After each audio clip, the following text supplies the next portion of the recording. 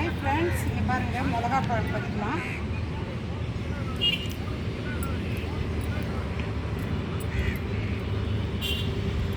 இது பாருங்கள், ஒருத்தர் கேட்டிருந்தாங்க, நீ இப்போ கனகாமர செடிக்கெல்லாம் என்ன உரம் கொடுக்குறீங்கன்னு கேட்டாங்க. நான் எல்லா செடிக்குமே புண்ணாக்கு ஊற வச்சுருவேங்க. 3-4 கிலோ புண்ணாக்கு ஊற வைக்குவேங்க. எள்ளு புண்ணாக்கு, கடல புண்ணாக்கு,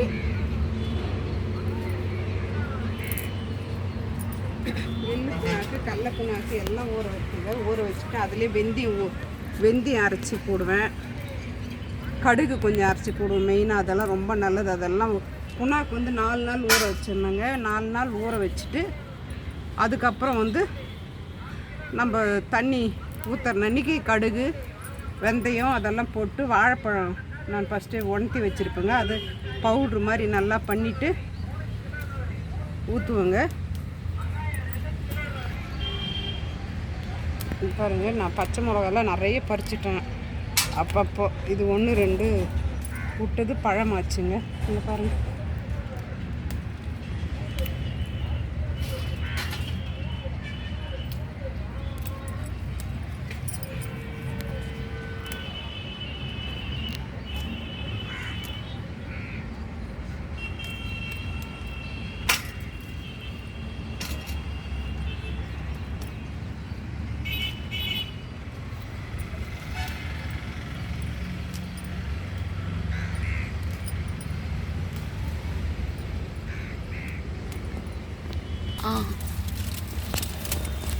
பாருங்க, இங்கே ஒரு குட்டி செடி கரும் செடி நட்டுருக்கேங்க. அதில் ஒரு செடி வச்சேன், அதுலேயும் பழுத்துருக்கு.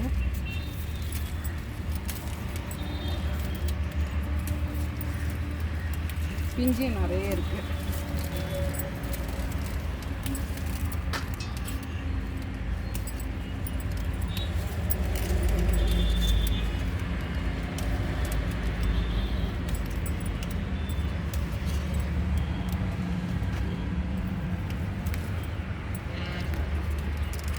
பாருங்க, இது வானம் பார்த்த மிளகா மாதிரி இருக்குது. பாருங்க,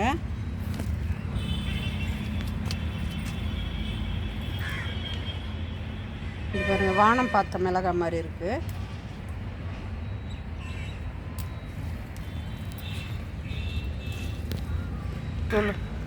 பாருங்க, நிறைய பிஞ்சு இருக்கு இந்த செடியில்.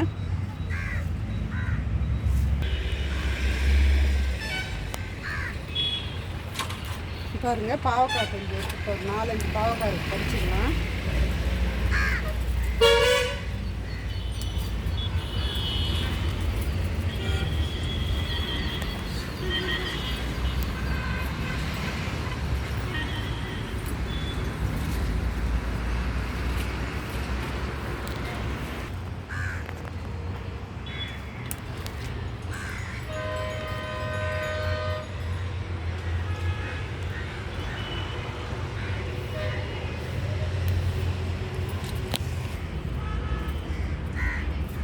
ஒரு பாவக்காய் பாருங்க,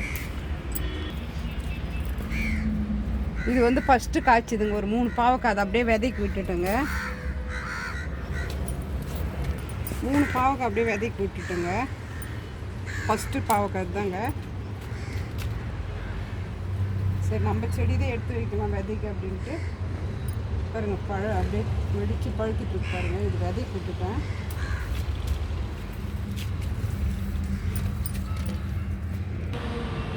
இது பாருங்க, நம்ம தோட்டத்துக்கு மிளகாப்பழம், பாவக்காய் ஃபஸ்ட்டு அறுவடைங்க. ஃபஸ்ட்டு பாவக்காய் வந்து விதைக்கு விட்டுட்டுங்க.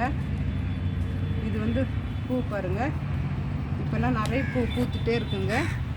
Rose, white rose, orange, pink, yellow, கனகாம்பரம். உங்களுக்கு பிடிச்சிருந்தால் லைக் பண்ணுங்கள், ஷேர் பண்ணுங்கள், சப்ஸ்கிரைப் பண்ணுங்கள். உங்களுக்கு எதனா டவுட் இருந்தால் கேளுங்க, நான் கமெண்ட்ஸில் சொல்கிறேன்.